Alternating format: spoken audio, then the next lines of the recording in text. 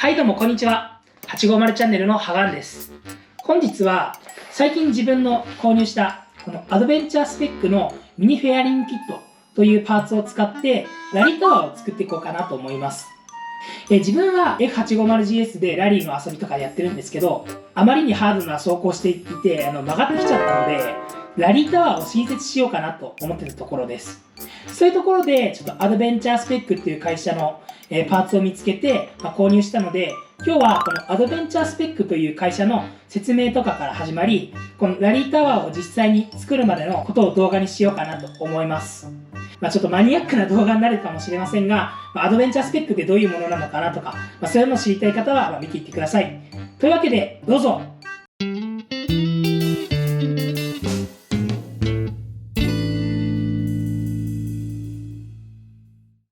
まずこのアドベンチャースペックっていう会社がどういう会社かっていうのをちょっと説明しようかなと思います。このアドベンチャースペックっていうのはイギリスで2007年に設立されたアドベンチャーライディング用の製品を作る会社となってます。2007年当時のイギリスとかだとそういうのアドベンチャーライディングとかオフロード走行とかにそういうものにこう向けて作られた製品とかが十分売られてなかったような状況です。で、そういう時に創始者の2人が理想的なオフロード用のパーツとか製品作りたいねっていうところで設立したのがこのアドベンチャースペックっていう会社になってます。製品は、幅広く展開してるんですけど、ハードウェアっていう点だと、今回買ったようなこの、ラリータワーとかもミニフェアリングキット、そしてウェア類とかだと、普通のジャケットとかも売ってるんですけど、こういうグローブとかも売ってます。車体パーツとかも売ってて、分かりやすい例で言うとテネレ用のクラッシュバー、CRF 用のキャリアとか、そういうパーツも手広く展開しているような会社です。服とかだと、ラリー用のしっかりしたウェアとかレインウェアとかもあって、モンゴルで行われるラリーで、HPN を狩る篠原さんっていう方がこのアドベンチャースペックの服を着て駆け抜けてるっていうようなことがあったりします。もっと広い話で言うと、リンドント・キットっていう、ラリーのすごい有名な選手がいるんですが、この方がアドベンチャースペックの服を着てダカールラリーを完走したりしてました。このように、ハードな利用とかもできるような高品質なウェアとかこういうパーツとかを作ってる会社で、自分はこれがかっこいいなと思って、今回こんな感じでもろもろパーツとかウェアとかを買ったっていう感じですね。ちなみにアドベンチャースペックのロゴはこんな感じです。今回これをどうしても欲しくて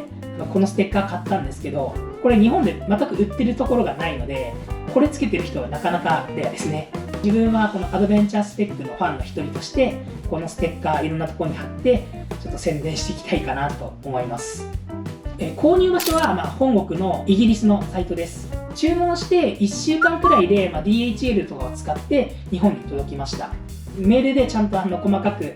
どういうものあるよとかいついつ発送されたよとか、そういうのもちゃんとできてるんで本当に安心して購入ができるサイトかなと思います。送料とかは5000円ぐらいかかっちゃうんですが、250ポンド以上購入すると輸送費がタダになるそうなので、買うときはがっつり買ってしまう方がいいかもしれません。850チャンネルで、本題に入ります。今回買ったのはこのミニフェアリングキットというものです。これはラリー用のタワーになるものですね。ハンドル部分からニョキって生やしてコマズホルダーとか、USB の電源とかスマホホルダーとかそういうのを取り付けるものになってます。これ車種を問わずに付けられるので、例えば自分今 850GS 乗ってますけど、別のバイク買った時にここのハンドルの部分の大きさが同じだったら、取り付けられるんで、本当にユニバーサルに付けられるっていうものになってますね。850チャンネル。とりあえずこちら組み立てていこうかなと思います。組み立てに関してはちょっとネジとか使う部分もあるんで、ちょっとこういう工具とかあると便利かもしれないですね。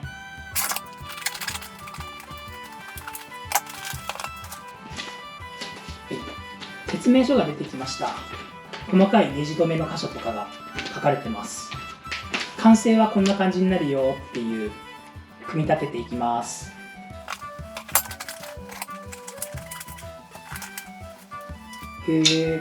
これ金属のパーツかと思ってましたが、これ 3D プリンターで作られてるみたいです。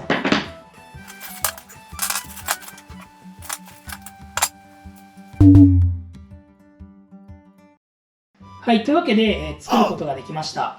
ネジ止めを、8箇所するだけで、こんな感じで取り付けることが可能です。8ミリと10ミリの、ナットだったり、スパナだったりがあって、3ミリと4ミリの六角レンチがあれば、フェアリングキットは組み立てることができます。後でハンドルにこうやってくっつける時があると思うんですけど、その時には5ミリの六角レンチを使う必要がありますが、この組み立て自体はさっき言った4つの工具で作成が可能です。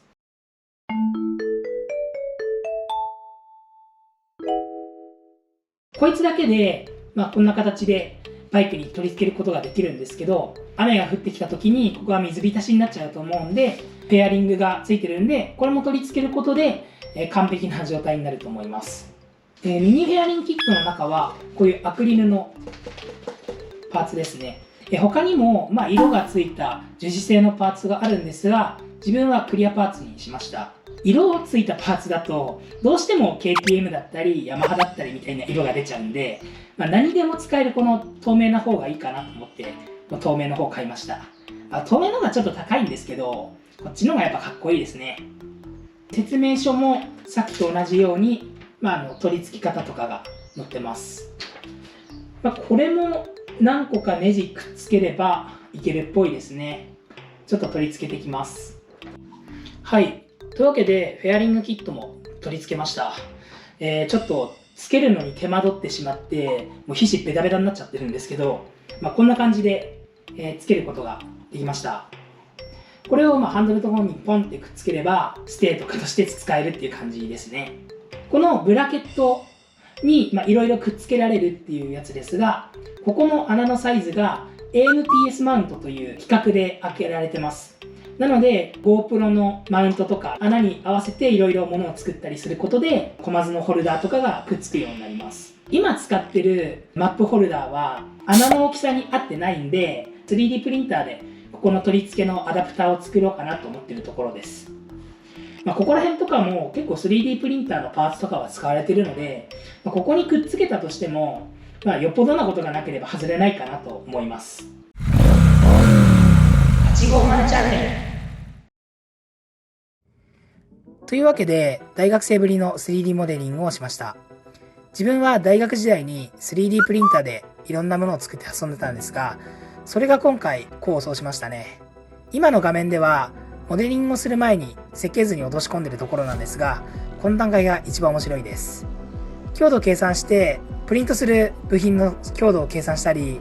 ネジ穴の位置をノギズで測ったりとか、懐かしいことをずっとやってました。そんなこんなで30分ぐらいかけて大体の設計図ができたので、あとはモデリングをします。よし、できた。今回利用しているソフトは Fusion 360。大学時代からお世話になっているソフトで使い勝手がだいぶいいです。今回はそんなに複雑なモデルでもなかったので結構すぐにモデリングができました。モデリング後は STL データというデータに変換して 3D プリンターでプリントができるように出力します。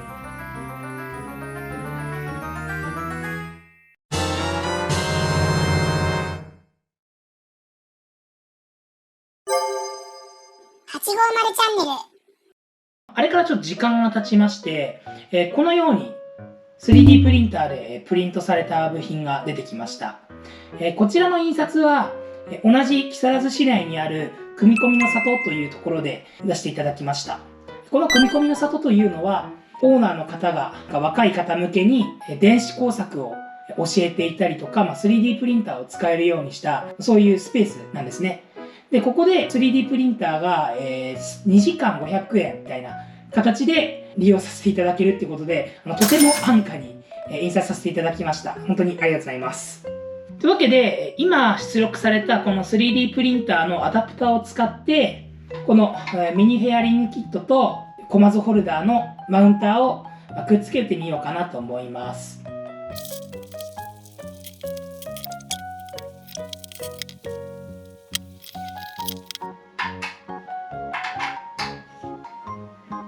はい、というわけで、こんな感じにくっつきました。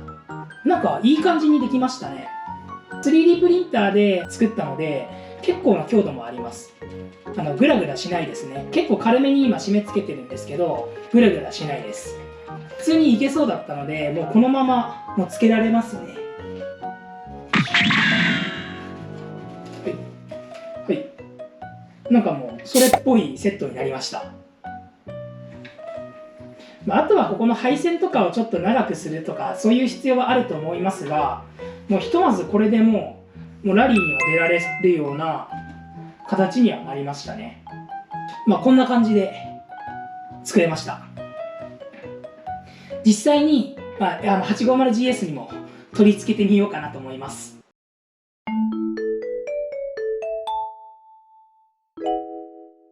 というわけで今回はアドベンチャースペックのミニフェーディングキットを利用してラリータワーを作成する動画でした。今回はアドベンチャースペックの説明や組み立てまでを行い、モデリングなどもしました。次回は実際にバイクに取り付けて取り回しなども確認する動画となります。実際に使ってみての感想やラリータワーの外観に関する報告は今しばらくお待ちください。というわけで今回の動画はここまで。高評価やチャンネル登録もお待ちしております。ご視聴ありがとうございました。バイバーイ。